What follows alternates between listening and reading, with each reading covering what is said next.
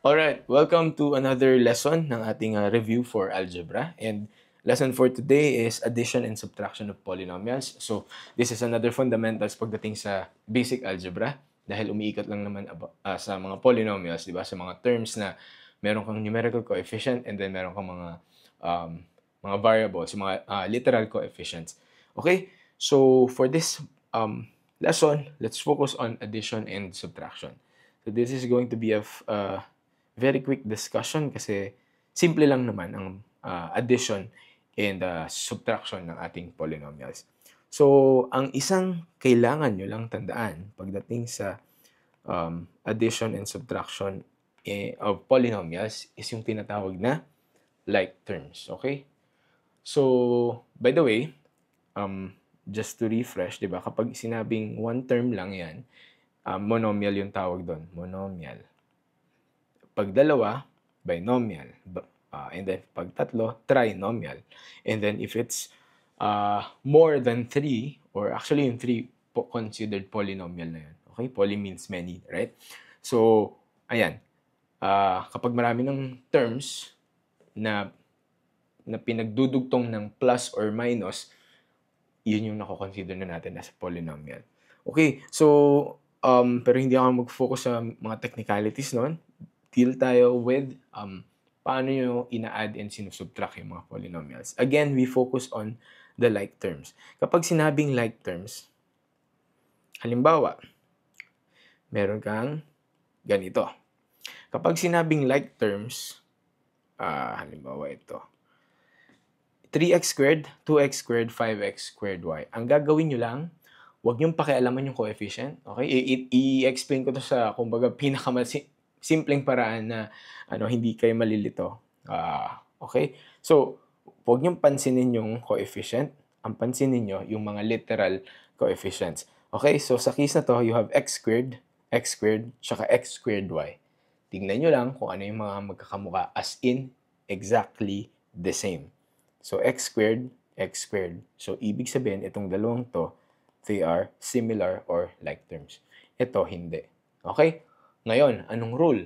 Kapag like terms sila, pwede nyo nang i-plus or minus yung coefficient and then copy the literal coefficients. Okay? Okay? So, halimbawa, meron kang 3x squared plus 2x squared. Ang sagot niyan ay since sila ay like terms na x squared, kopyahin mo na kagad yun, and then, yung 3 and 5, i-add mo lang yun. Kasi nga plus to, so 5x squared.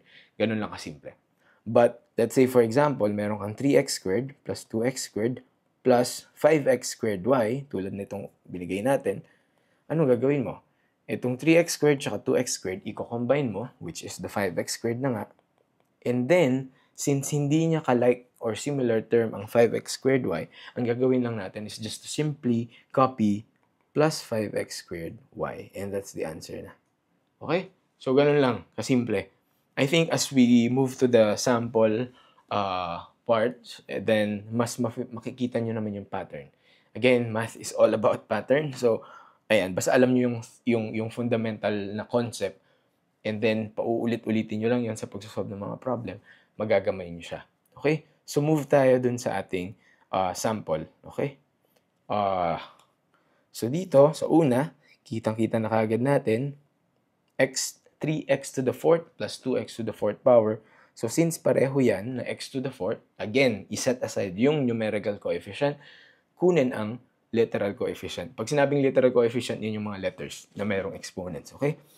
So, ang gagawin ko, ano lang yan, kokopyahin ko na x to the 4th, and then, itong 3 at 2 na to, i-add ko na sila. 3 plus 2, which is 5. So, meron kang 5x to the 4th power.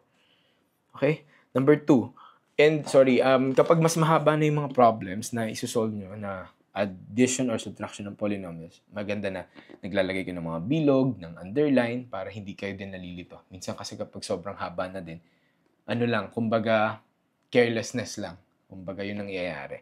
Okay? So, ito, let's say, 5y to the 4th minus 2y to the 4th, i-combine ko to. Ito naman, 6x cubed minus 2x cubed, i-combine ko. Okay? So, 5y to the 4th minus 2y to the 4th, that is, 5 minus 2 is 3, and then copy lang si y to the 4th. Okay, next is 6x cubed minus 2x cubed. So, 6 minus 2 is positive 4. And then, kopya lang si x cubed. This is the final answer. Okay? Next, xy squared. Okay?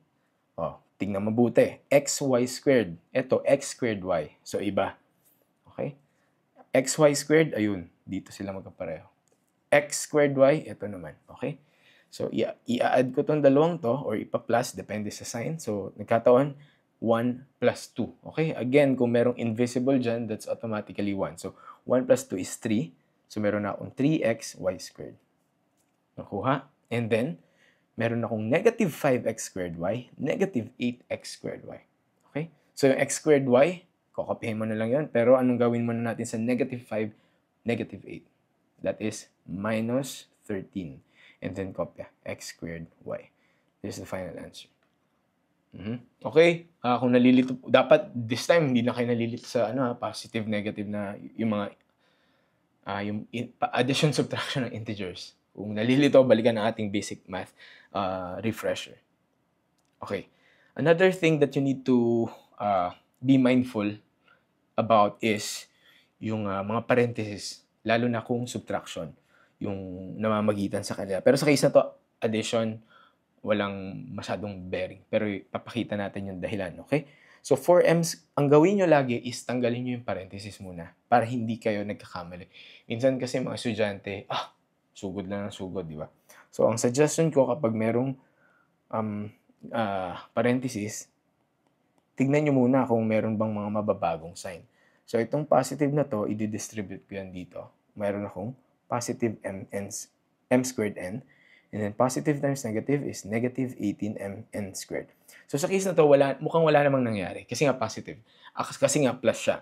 Pero kung minus yan, magiging minus m squared n, magiging plus 18mn squared. Okay? Kasi nadidistribute mo yung negative sign. Okay? But in this case, plus siya. Now, tingin na tayo dito. Ano yung mga like terms? 4mn squared.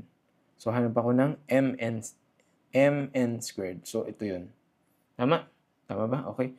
So, anong isasagot ko na agad dyan? 4 minus 18 is negative 14 and then kopya, mn squared. Okay? Next, m squared n. So, m squared n. Ayun. Okay? So, negative 15 plus 1 is negative 14 din. And then, m squared n. Okay? So, this is the final answer. Alright? And then number 5, sige tayo. Ito, example nung naka-subtraction, yung pagitan. So, anong sabi ko? Kopyahin muna, i-rewrite muna such that mawawala yung parenthesis. So, anong mangyayari dito? Negative times 12x squared y. So, magkakaroon ako ng minus 12x squared y. Okay? And then, negative times negative 8y squared, magkakaroon ako ng plus 8y squared. Kasi negative times negative. Okay? Dito kayo magiging careful. Okay? Kapag careless kayo, ang mangyayari sa estudyante dyan, isusulat niya na kagad, minus 12x squared y minus 8y squared. Mamamali na kayo. Okay? Kung mapapansin nyo, tignan nyo, ayun o, naging plus siya, di ba? Kasi nga, dinistribute natin yung negative sign dun sa loob. Okay, now, let's look at the similar terms. Okay? So, similar terms natin, y squared. Tingin muna kayo sa first term, okay? Y squared and y squared. So, you have, this is a 15y squared. Okay? Next is x squared y. X squared y. X squared y. Okay? So, negative 7, negative 12, that is negative 19 x squared y. Okay? Then, this is the final answer.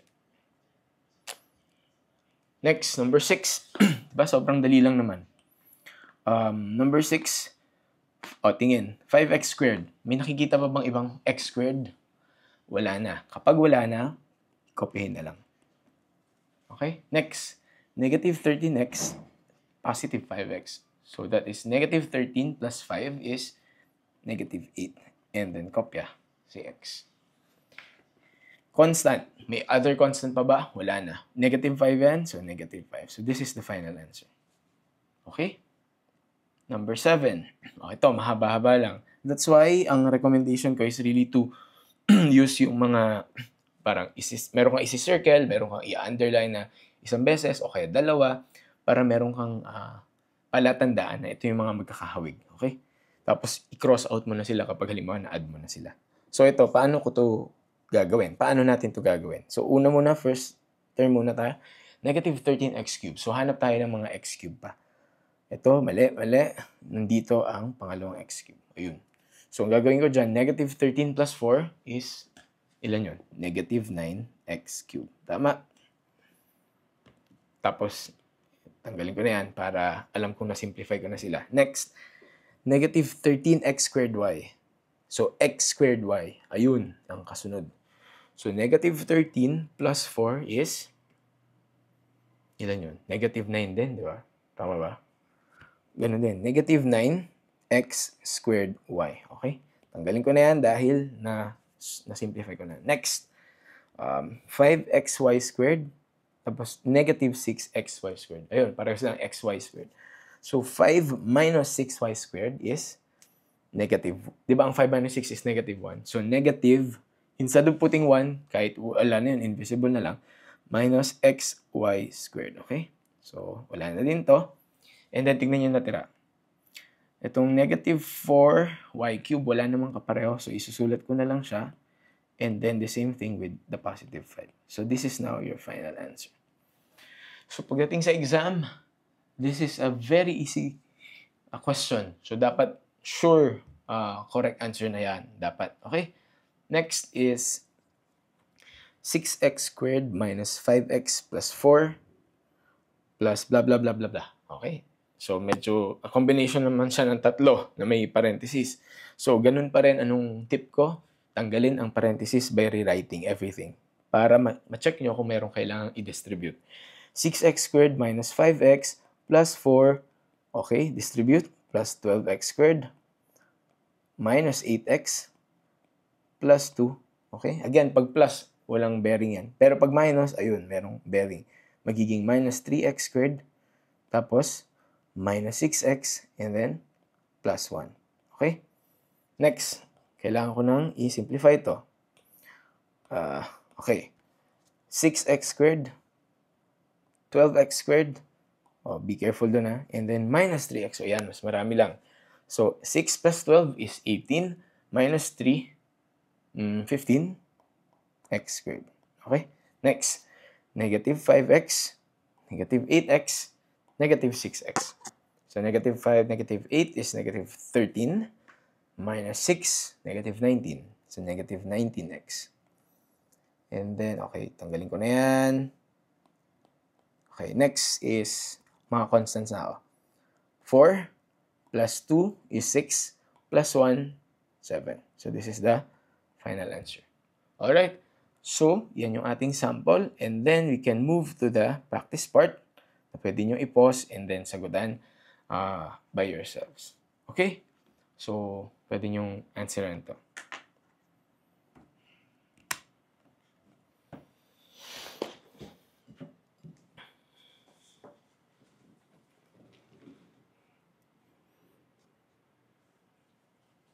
Alright, so ito yung final answers natin for the practice part. So, i-check nyo na lang, make sure na tama lahat ng sagot. So, if merong nagkamali, I always suggest na sagutan nyo ulit and then hanggang sa mapalabas yung tamang sagot. Okay?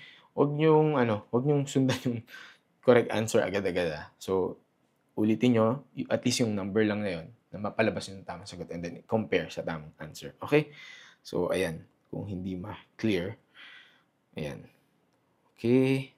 Answer, and then this one. Okay. Hopefully, you got the correct answers ng lahat.